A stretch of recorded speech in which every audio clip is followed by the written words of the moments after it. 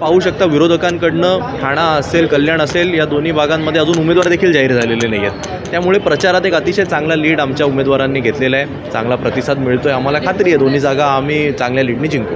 हेच मला वाटतं सगळ्यात मोठं दुर्दैव आहे। हिंगोलीची जागा एकनाथ शिंदेंनी जाहीर केल्यानंतर देवेंद्र फडणवीसांनी उमेदवार बदलायला लावला।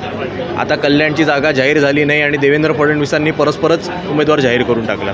त्यामुळे ही जी काय दुसरी स्वतःला ते शिवसेना म्हणतात याचे नेते हे मुख्यमंत्री एकनाथ शिंदे आहेत की उपमुख्यमंत्री देवेंद्र फडणवीस आहेत। आता प्रश्न माझ्यासारख्या महाराष्ट्रभरात सगळ्यांना पडलेला आहे, कारण जाहीर पण तेच करतात, यांची तिकीटं पण तेच कापतात, मग मुख्य नेते काय करतात हा प्रश्न आपण विचारला पाहिजे। मेळावेच सुरू असतील नसतील तो त्यांच्या पक्षाचा विषय आहे, पण अजूनही निवड म्हणजे उमेदवार ठरत नाही।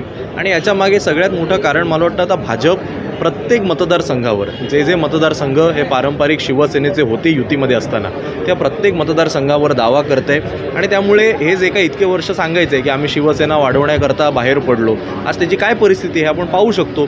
कल्याण मतदारसंघ गेले 20 वर्षापासून शिवसेनेकडे, तिकडे भाजपने दावा सांगितलेला आहे। ठाणे मतदारसंघ अनेक वर्षांपासून शिवसेनेकडे राहिलेला आहे, त्याच्यावर दावा सांगितलेला आहे।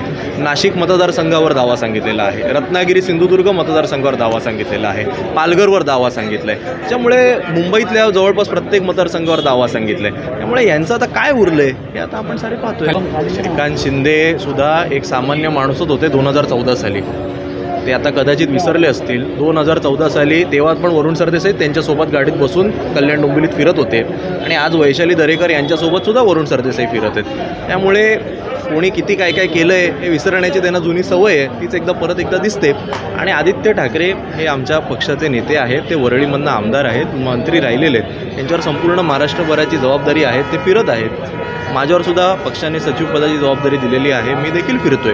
त्यामुळे कपडे संभालो आणि हे आणि ते, खरं म्हणजे हे जे एवढे मोठ्या मनापासून सांगत होते की सामान्य शिवसैनिकाला पुढे आणणार, जर सामान्य शिवसैनिकाला पुढे आणायचं होतं तर आता तुमचे वडील मुख्यमंत्री आहेत, तुम्ही का म्हणून तिकडे खासदारकी लढताय? द्या एखाद्या सामान्य शिवसैनिकाला संधी।